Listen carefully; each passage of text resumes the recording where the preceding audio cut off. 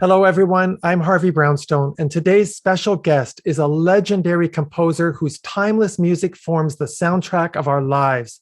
Songs like We've Only Just Begun, An Old-Fashioned Love Song, I Won't Last a Day Without You, Rainy Days and Mondays, You and Me Against the World, and dozens more have touched hundreds of millions of people and have made this man one of the most beloved and respected music creators in the world. His music has been nominated for 6 Academy Awards, 9 Grammys, 6 Golden Globes, and 2 Emmy Awards. He's won an Oscar, 3 Grammys, 2 Golden Globes, an Ivor Novello International Award, and he's been inducted into the Songwriters Hall of Fame. 2 of his songs, The Rainbow Connection from the Muppet Movie and Evergreen from A Star is Born, are on the American Film Institute's list of the top movie songs of all time. He's president and chairman of the board of the American Society of Composers, Authors, and Publishers, better known as ASCAP.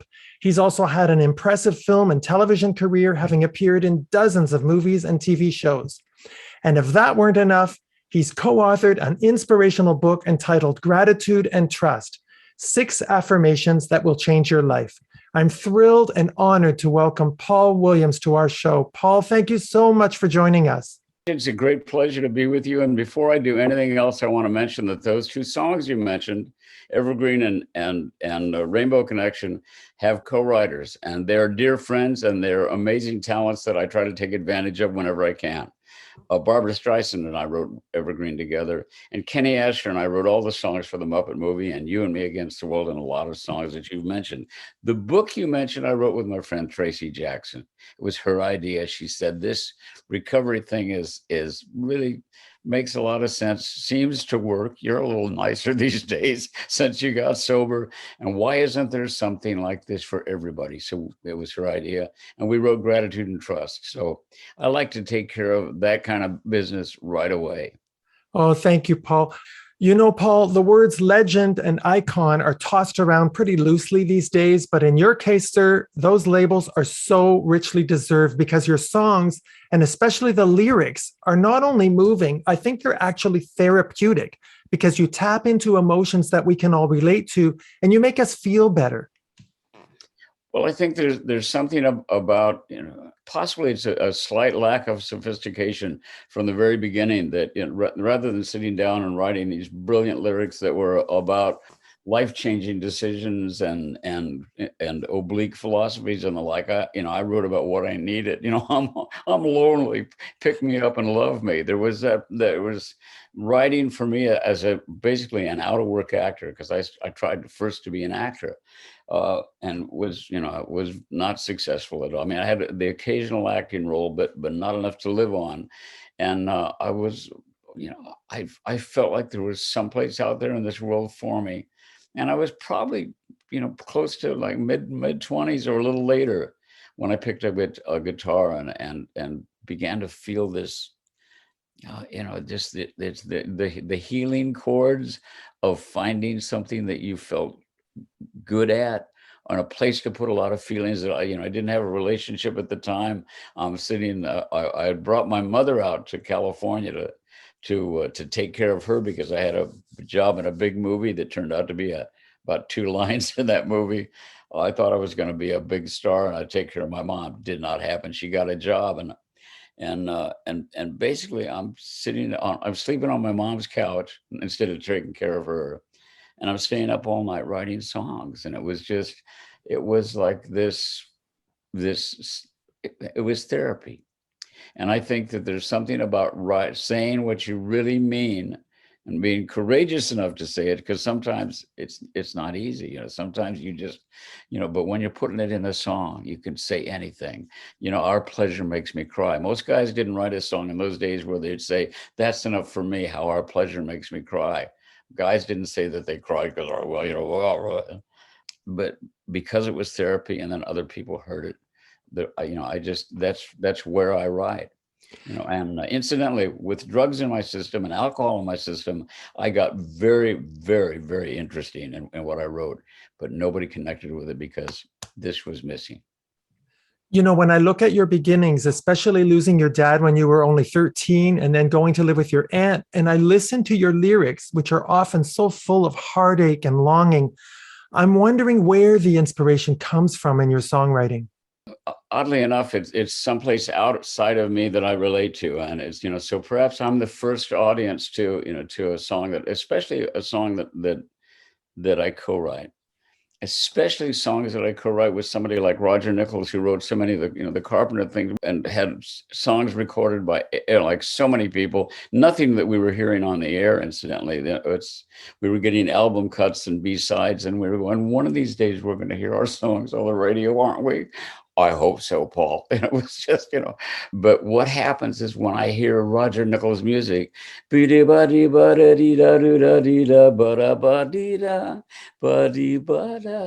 oh, I hear words in that. Day after day, I must face a world of strangers where I don't belong. I'm not that strong. There's something in that bit of music right there that is frail.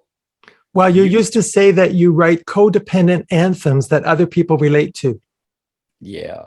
I've said that for years because it's funny, and I thought it was true, and then I realized I would say in the last few years, I realized that they're not codependent anthems.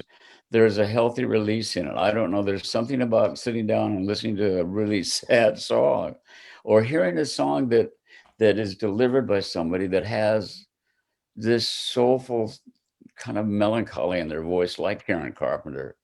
There's something about that is a release. It's a relief. There's a Helen Reddy song that you wrote called Loneliness that got me through some very dark times as a young adult. I just want to thank you for that song, Paul. Kenny Asher and I, thank you so much. I really appreciate it, Harvey. Are there times when you write a song and then you look at it and you find it hard to believe that you actually wrote it? Almost all the time. Really? It's like, it's amazing because, there's something about the way that I write is very, very much dependent on the unconscious. And for years, I had this habit of okay, I'm going to write this song, and I'm going to write this song for maybe a project. That was the big thing for me. I loved writing for films and for a specific use, a part of a script or a title song for a movie or something like that. And I would find myself what felt like just procrastinating. I put it off to the last minute. I sit down at the last minute, and it pours out of me. Now, at a certain point, I think I began to realize what was happening. And I shared it with one of my fellow members of the ASCAP board of directors, a wonderful composer named Richard Bellis. And I said, Bellis, I've had this lifelong habit that I've gotten really comfortable with, and I've almost begun to depend upon it, where I get the project, I know what I'm supposed to write, I see the scene. It's a scene in the Muppet Christmas Carol. Scrooge is walking along. It's the first song where we hear about Scrooge. I put it off. I pick up a recorder. I go out and I sit down in the park with a Lawrence Block novel, start reading a really bloody mystery, and say it basically as a prayer. Let me know when you have an idea up there. You guys are pretty good sometimes. I'm reading this book, and all of a sudden I put it down and I go, okay, he's walking. Bum bum bum bum bum bum. His feet in the mud. We're not seeing him. Bum bum bum bum. When a cold wind blows, it chills you to the bone. But there's nothing in nature that freezes your heart like years of being alone. Wow, I go, that's really nice. That's wonderful. And it poured out of me. I couldn't write it down fast enough. And Bellis told me exactly what was happening. He said, you're not procrastinating, you're percolating, Paulie. You're percolating. Wow. Because I've given it to my unconscious. I know how it feels to be angry, mad angry, because hurt people. I heard a wonderful song a young man wrote, I can't remember his name. It was great. He wrote a song called Hurt People, Hurt People. Scrooge was probably very much a hurt person, whatever. Anyway, but it was a great revelation for me to realize that my unconscious, and I think all of our unconscious. Now, a lot of the music you've written was for films, including Phantom of the Paradise, Bugsy Malone, the Muppet Movie, Thunderbolt and Lightfoot, Cinderella Liberty. Do you approach songwriting differently when it's for a film than when there's no storyline that you have to plug into? I think, if it's just born out of what I'm feeling in the moment, or just trying to write songs, I sit down with somebody and we're going to write a song together. Anything is liable to pop up. But you have a map when you have a script. It's like, okay, this is it. We find Kermit in the middle of the swamp, and the opening of the movie.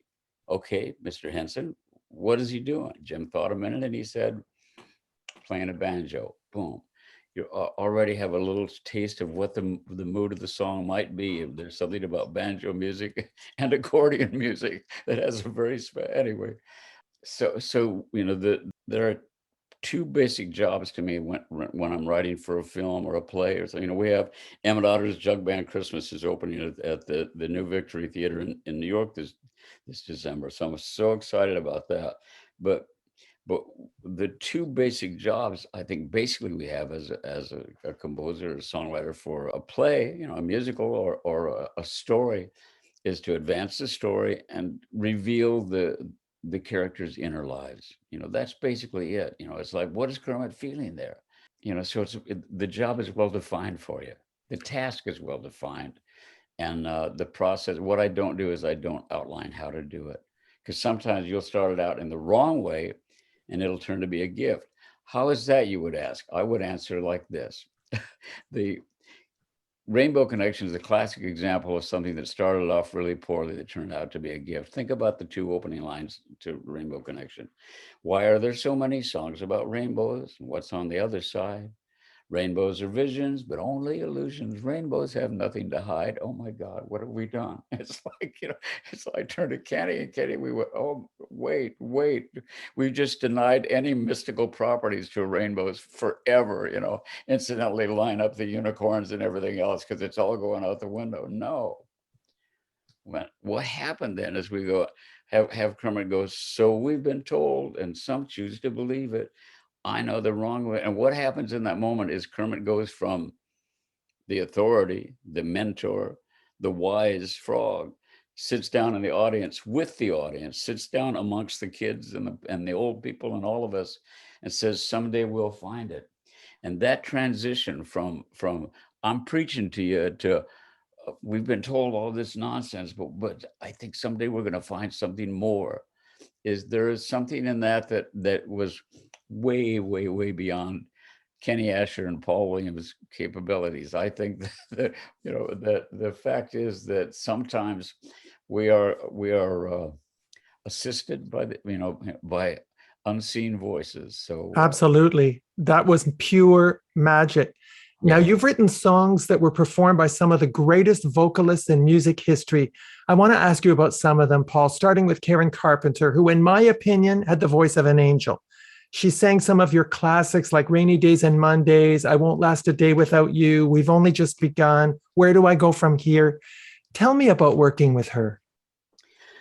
Well, as I mentioned earlier, Roger Nichols and I were writing, and we were writing songs that we never heard on the radio. And we didn't think anybody except maybe some record producers, and the like that we're looking for songs for an Andy Williams album or, whatever. And they knew what we were doing, but we didn't feel like we were getting any attention from the general public. No, people did not show up at our door going, we really want one of your songs. I had a great publisher named Chuck Kay, passed away from COVID recently, and literally I showed up at A&M Records and their publishing company, but I found a life there. I've always joked about that, but the fact is this publisher put me together with this composer, Roger Nichols, and the two of us, he then managed to get everything out there that we were writing, and it was getting recorded. But nobody showed up going, you're fabulous. You guys are wonderful. He kept saying it, but and one day working in his office, we both had offices at A&M Records. One day there was a knock on the door at his office. We were in writing. We wrote every day. And it was Chuck, and he had Karen and Richard Carpenter. He said, I want to introduce you to A&M's newest artists. And they looked at us and said, we love your song Trust on the Peppermint Trolley album. And that Sandpiper's cut is, and this is, and we went, wait a minute. come here, let me embrace you. We were so thrilled that somebody knew what we had been doing and really had responded to it. So from the very beginning, we had a really nice relationship. Karen was funny and and easy to be around, and just and Richard was like driven and brilliant, so they're off recording and word writing, and then when we'd finish a song, it would go immediately to them. And sometimes they recorded them and sometimes they didn't.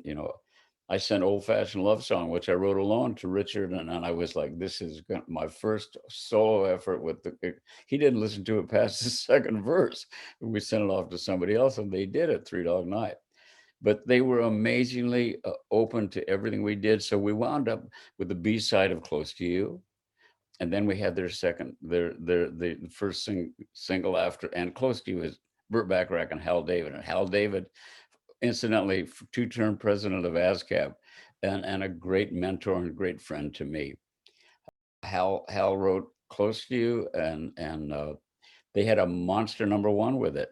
And incidentally, the follow-up with that was We've Only Just Begun, at a time when In-A-Gadda-Da-Vida was, I think, the #1 album. So it wasn't exactly right down the pike as far as being commercial, but something about her voice, his arrangement, his voice as well. But you just have to recognize just something that is just precious, like Karen Carpenter and her talent. Oh, absolutely. Gave us a career. You also wrote my favorite Helen Reddy song, You and Me Against the World. That song fit her voice so perfectly, don't you think? Oh my God, yes. And it's interesting because she sang it to her little girl. She sang it to Tracy. Yes. And Kenny and I had written it. The first person we played it for was Liza Minnelli. I was opening for Liza at the time. And Liza was going to record it. And to us, when we wrote it, it was a relationship song, a male and female to female, whatever combination, but it was lovers. It was lovers who had spent their life together. And then we hear it sung to a little girl. And there was part of me that I must confess didn't get it until I had children. And as soon as I had my kids, I was like, oh my God, especially now, now that I'm back in my body for 31 years, I listen to her recording of You and Me, and I go, it's just so loving. And pure magic. And another one of my favorites is Talk It Over in the Morning, which went to #1 for Anne Murray. Do you have a specific artist in mind when you're writing a song like that? Sometimes I will, and what usually happens is the song is born. We may sit down to write for somebody, or in those days we would. A lot of times it just doesn't wind up there. It just, you're trying to line up when people are recording and whatever to get sometimes a song will just say to me, this is absolutely perfect for it. And Old Fashioned Love Song is the example. I thought Richard would jump on it, and Three Dog Night had a hit with it. So, no is a gift. One of the elements that we talk about in Gratitude and Trust with Tracy and I is the fact that again and again and again in our lives, and in my life for sure, that when I didn't get something I really wanted, I'm going to be an actor. I'm going to, I felt like Montgomery Clift, but I looked like Haley Mills, so I couldn't get really arrested that much. I couldn't get acting jobs, but was the biggest gift you ever had, and the biggest gift to the public. Well, it was I moved over to songwriting and all, and then through the years I've had the chance to act, and I love it for different reasons. I just spent 2 seasons with Billy Bob Thornton on Goliath, and to work across from somebody like Billy is talk about a life lesson and an acting lesson. It's a non-acting lesson. He feels. I would say he goes past that place where you just feel an emotion and feel it, and it shows. I think that what I see with him a lot of times is trying to either avoid or identify the emotion. It's like that he's just there. So, Oh, that show was mesmerizing, and so is he, and so are you in it. Now, I have to ask you about Barbra Streisand. You and she won an Oscar for writing Evergreen for A Star is Born. She's not known for being a songwriter. What's it like to collaborate with someone who's not a songwriter, especially on such an iconic song? When they're Barbra Streisand, it's a little different. It's Barbra Streisand sometimes, you know. I think I had an armor of arrogance, and it was kind of a cocky confidence. And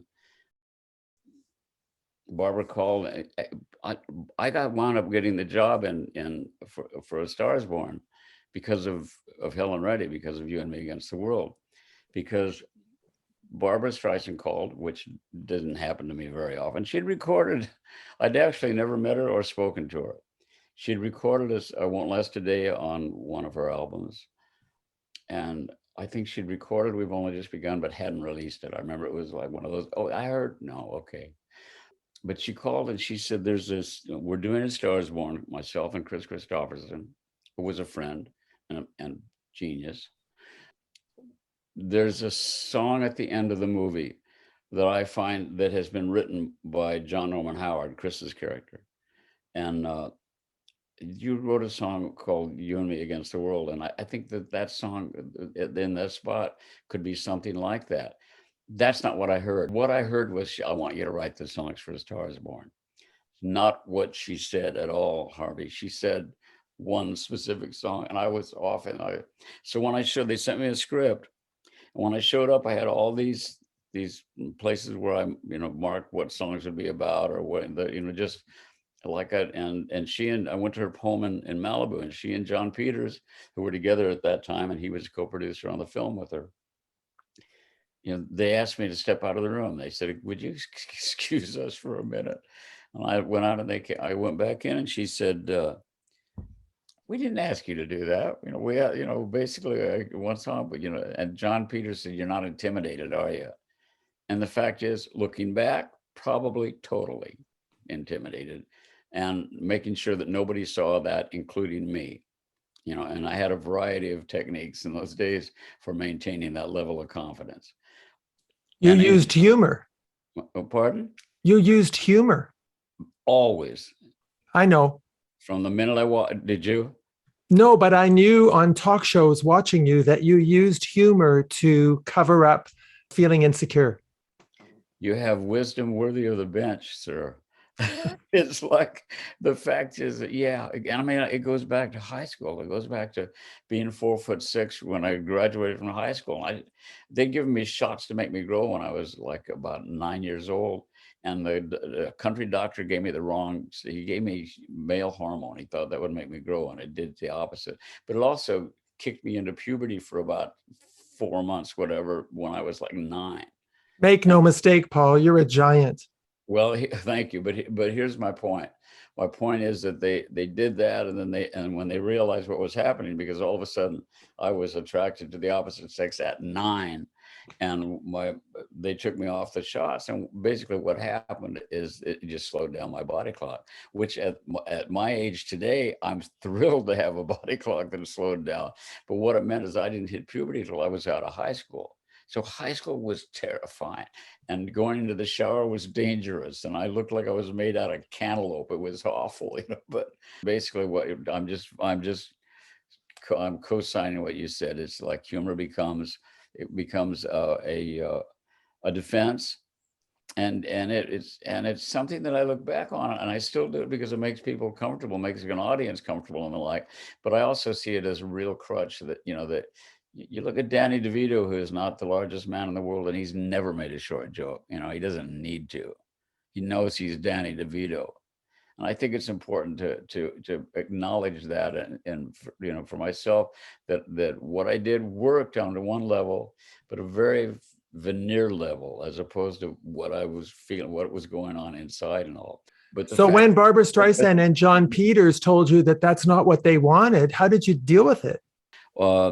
Basically, they had 7 weeks to prepare a score. And the first thing I said was, can I bring in Kenny Asher to write with me? Kenny is an amazing talent. He wrote You and Me Against the World with me, which is his music and my words, although we go back and forth and do both. And Barbra Streisand said, yeah, okay. And so Kenny came in. We wrote most of the songs, for A Star Is Born together. But to look back on how, just basically the pressures that Barbra was under, the fact that she had so many balls in the air, she did, it had to be an amazingly stressful time. And if I said I needed something, I got it like that. She said, what do you need to write? I said, I need white wine at every table. I like macadamias or cashews at my, I'm riffing. I don't even, I don't drink white wine. And the next day there's white wine. And it's like, so she bent over backwards to get it done and get it done right. And she expects you to be as good as she is. And well, I think that you had no trouble meeting that standard. Well, thank you, but it was a challenge and a great opportunity.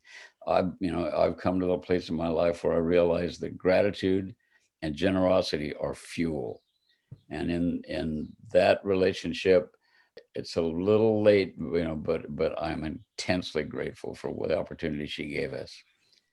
Well, I'm sure the feeling is mutual. Now, I know this is a cliche question. You've worked with Biff Rose, Roger Nichols, Kenny Asher, John Williams, Rupert Holmes, Nile Rodgers, like so many songwriters you've worked with. What comes first, the melody or the lyrics? Or is it different every time? Yeah. Sammy Kahn, who was a friend and of course, this iconic lyricist, always answered that by saying, what comes first is the phone call. Okay, after the phone call. Yeah, exactly. So it's always different. I started out writing words and music myself on a guitar. You ask about writing with Barbra. When I was hired, Barbra at one point, probably maybe a couple weeks into the process, sat down and picked up a guitar and she said, is this something you think we could use? And she went, and she was just learning to play guitar. So she picks up the guitar and she strums a chord, sings a little, then looks for the next chord. So it was like, la da da dee da da. Find the chord. Da da da dee da da da. Da da da da dee. And I'm going, oh. She says, is there anything we can do with that? I said, that's your love theme. My God, that's gorgeous. So it's different every time. With Roger, when I started writing with Roger, it was note for note. Roger would write beat it, he would write da ba dee da dee do ba da do, and he expected talking to myself and feeling old, whatever the melody was. And I would many times say, Roger, what would be cool is a couple extra notes here, and you go, you don't need them. And I go, yeah, but he goes, you don't need them. You'll find it. And he was right. I would find it. And I'd be grumbling and smoke would be coming out of my ears and I'd be going, but he was right. Yeah, he was right. Yeah. Do you know, when I was doing my research, I read somewhere that you auditioned to be in the Mickey Mouse Club and the Monkees. Is that true? And I was lucky enough to be turned down on both opportunities. Talk about no being a gift. Absolutely. You get it, Harvey. Now, in the 70s and 80s, you did a lot of acting in movies and on dozens of TV shows. But for me, Paul, you were always about the music. Did you guest star on all those shows because you needed a break from the songwriting? No, because I was better at showing off than showing up. First of all, that was an old love to act, I don't think I very seldom ever got to that place where I had a consciousness about why I wanted to act or what it was about. Acting was almost in some ways a nonstop kind of thing at certain points in my life, especially at the peak of the success in the 70s, where is this persona that is unedited thought, not the most considerate guy, and a nice man. I don't think I've ever been. I don't generally have I don't think I've got a mean bone, in my body. I don't think that I've ever been just, I would never hurt anybody for the sake of it. But boy, my thoughtlessness, Well, you know what I think? When I watched you in all of those shows, Police Woman and Love Boat and all those shows, The feeling you gave to me as a fan was that working with the big stars made you feel validated in a way that songwriting didn't do for you back then. Am I right? Beyond, it's like I spent a lot of money on therapists, and you're doing a really good job. Yeah, absolutely. I think so. I think not only the acting, but also just that sense of belonging with, when I was signed as an artist as well at A&M Records, Herb Alpert was really, really generous, and as far as, inviting me to events and the like. And the next thing I know, I'm at somebody's house where I'm standing around a pool, and it's the first meeting around a nonprofit organization. It might have been the group Share. I'm not sure, but Frank Sinatra is there, Stephen Eady, Cary Grant is there, and Paulie is there. And what I felt was like what I imagined the Quad in high school, if you were a high school football star and you were just with your buddies and you were just relaxed, is there was part of me that felt like I was raised up to that place finally. It wasn't about being a star. It wasn't about being, it was just, yeah, as you said, it validated. You were a member of the club.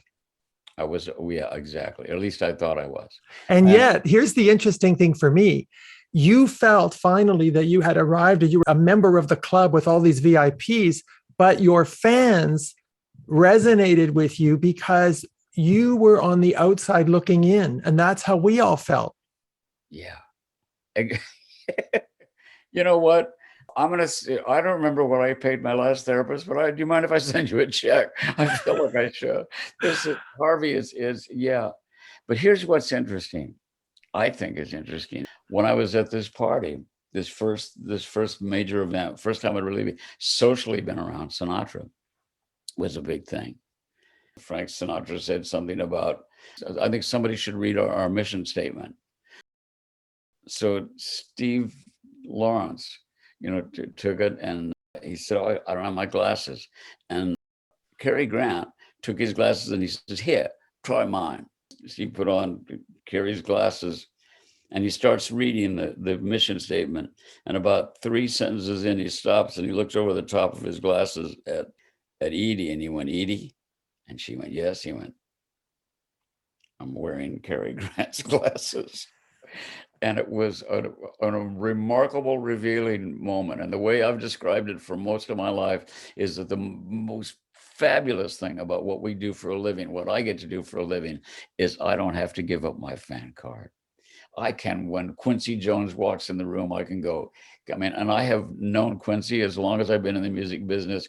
I have never stopped being just like, "Oh my God, that's Quincy," because he's as nice as he is brilliant. And it's just, there's some part of me that at this point in my life, as old as I am, that responds to somebody that is an elder, and the elder incidentally can be younger than me.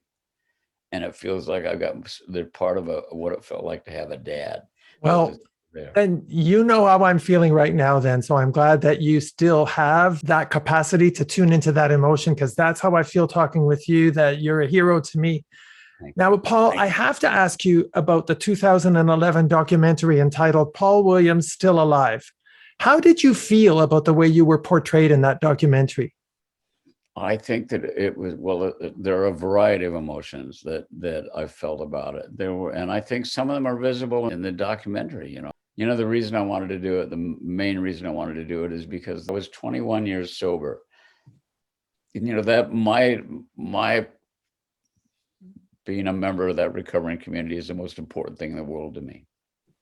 When I went to work as president of ASCAP, one of the conversations I had was about, if I can't continue to be an advocate for recovery and speak about it, I can't do this job. And I was told by the CEO at the time, not only can you do it, but it's a message of hope, and it's good, and it makes sense in these days and these times. Any time. And I don't mention the organization that saved my life, because that's one of our traditions. I don't mention them by name. Everybody knows who they are, and you can find them in the front of the phone book, but I don't mention them by name. So was that documentary for you a testament to your recovery?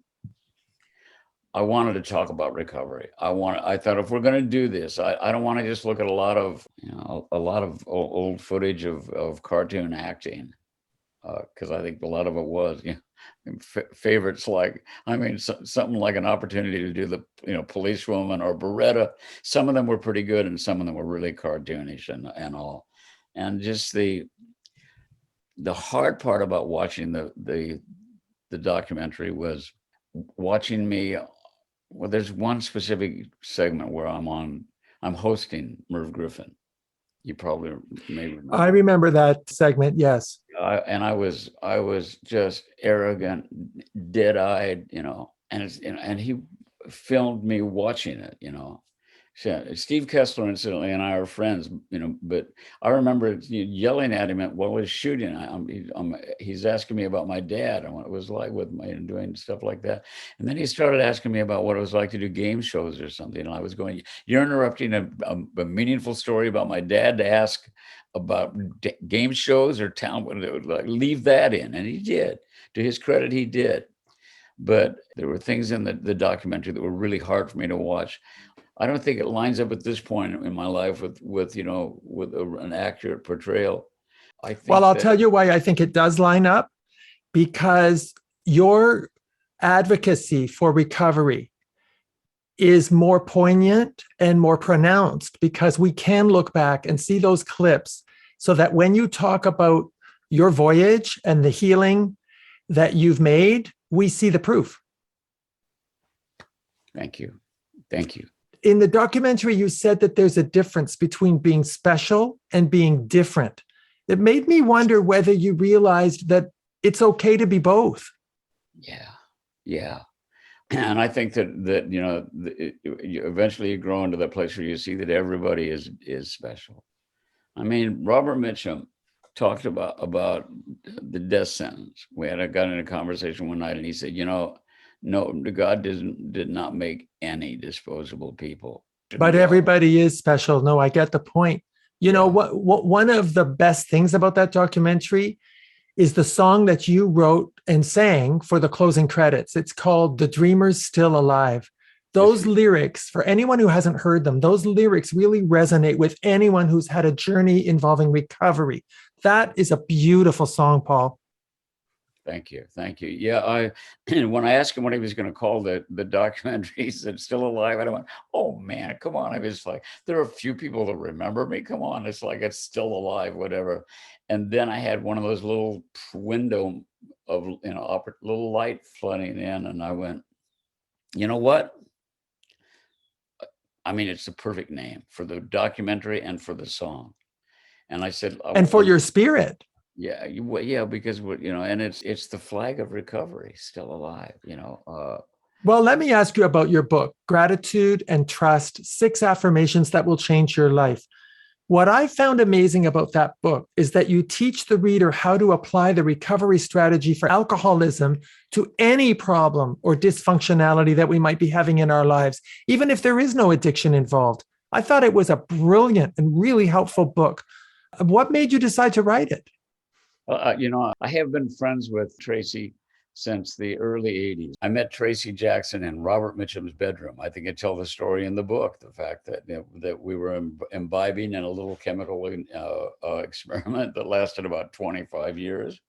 And she walked in and was very, very kind, and said she loved my music, and I said something just nasty, and she spun on her heels and walked out of the room. And as she said, "So much for meeting your heroes." So that was it. That was my entire experience of Tracy, and sadly, that was her entire experience of me. What happened was I played Feinstein's in New York in 2001, and I was 11 years sober. And she came to the show. She heard me talking about my recovery and all, and we became friends, and we've stayed, like friends. I think we're lifelong friends. And when there were the first screenings of Still Alive, I spoke afterwards, and Tracy was there, and I said, basically my choo-choo runs on the twin rails of gratitude and trust, And she walked up afterwards and she went, "There's a book there." I said, "There's a what?" She said, "There's a book there." She said, like one of her best friends was a recovering addict that was just evidently really difficult, thoughtless, all the stuff that we are when we're using. And then he got sober and he was a different man. She said, you seem to qualify the same comment. Why don't the rest of us have something like that? Why don't, people that just have bad habits, whether it's shopping or other people's wives or husbands or eating, why isn't there something? And I thought about it, and it's something that I've heard again and again and again and again for 31 years. Why don't the rest of us have something like that? So one of the first things I did was talk to, some of my mentors, my very specific mentor, and some of the old timers in that organization we don't mention by name. And I said, what do you think about doing that? And there are Judeo principles involved and spiritual points made in gratitude and trust that have been around for decades, been around for centuries. And what I got back was, if you honor the traditions, you don't mention our organization by name, go for it. And she's a machine. She writes with and I write for 3-hour increments. I'm a songwriter. That's really good, Eddie. Yeah, that's good. Let's go get some food. And she writes for 8 hours, a minimum. And I was like, so. But the book, I'm really proud of the book. And of course, the thing that happened that was the greatest gift to that book and getting it out is that the day that it was published, we appeared on Super Soul Sunday with Oprah. And Oprah gave us a beautiful quote for the book. So it's just, so I'm an author. Thank you, Tracy. Yeah, it's a fantastic book. I recommend it to everyone, whether you're an addict or not. It totally changes your perspective on how to eliminate negativity. That's how I see it. Now, one of the things I admire most about you is that you're a major spokesperson and advocate for the recovery movement.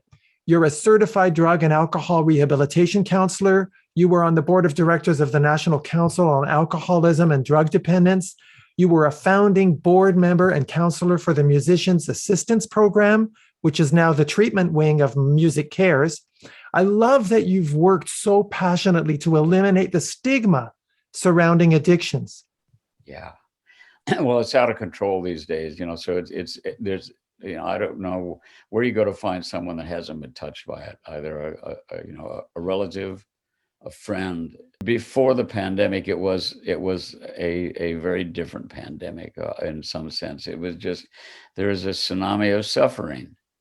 Yeah. A tsunami of suffering that has been for so long. There has been an attachment of this is a bad person because good people don't do that. Well, guess what? Good people do it. Good people do it because it's not a matter of morality.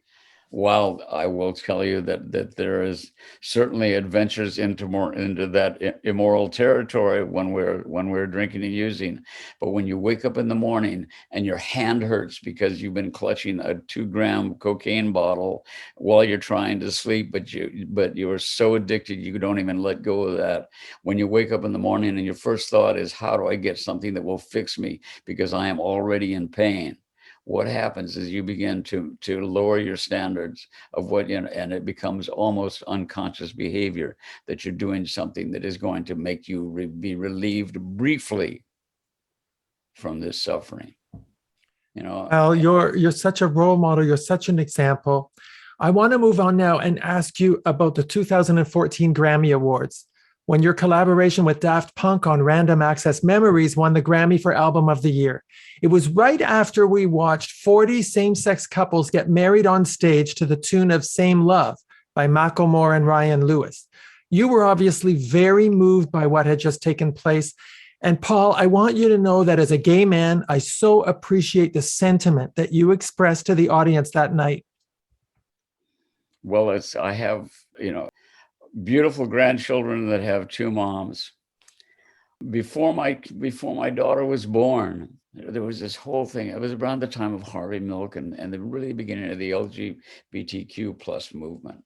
It felt like to me. What happened was there was this whole thing that happened with Anita Bryant, and who was the spokesperson for Florida Orange Juice, and she was talking about not having books written by, by homosexuals, or not having teachers and it was like, this is a human rights issue. This is nuts. So my wife and I took out a full-page ad in Variety, which said, Mr. and Mrs. Paul Williams, in response to Anita Bryant's crusade, have stopped drinking ... screwdrivers. She was, screwdrivers are made with orange juice. She was the spokesperson. I sometimes feel like it was a signal to the little unborn soul of my daughter who went, I think he would be a safe, he may be a slow learner as a dad, but he'd probably be a good one, it's like, how much of this do I want to talk about? Well, I just wanted you to know that the fact that you expressed what you expressed at the Grammys, the fact that it came from you, and I did not know at the time that you had a daughter in a same-sex relationship. I just want you to know that it was extremely powerful and really moving. It was off the top of my head. I had no idea that was going to happen. And they had asked me to speak. The Daft Punk had asked me to speak if we won for everybody. And I just jumped. I mean, I watched those amazing, and there's a fantastic song, Macklemore's song, it was Same Love. Yeah. Oh my God, that's so touching. That's so beautiful. Let's use that song to open up a big opening, let all the hate out of this around this subject and everything. Let's talk about, respecting human rights on every level and all. And so I just, I wanted to comment on how brilliant that song was. And I said, I just got a telepathic message from the robots that they wanted me to say that this is the most elegant, wonderful, gracious moment ever in the Grammys, and they were nodding their heads, and it felt like a really full circle moment for me with my life, with my daughter, with my daughter's partner, my daughter's wife. And your fans. Yeah. And something, I want you to know that I've never really spoken about this within my own family at a public level, but I think that she will be very pleased that I did.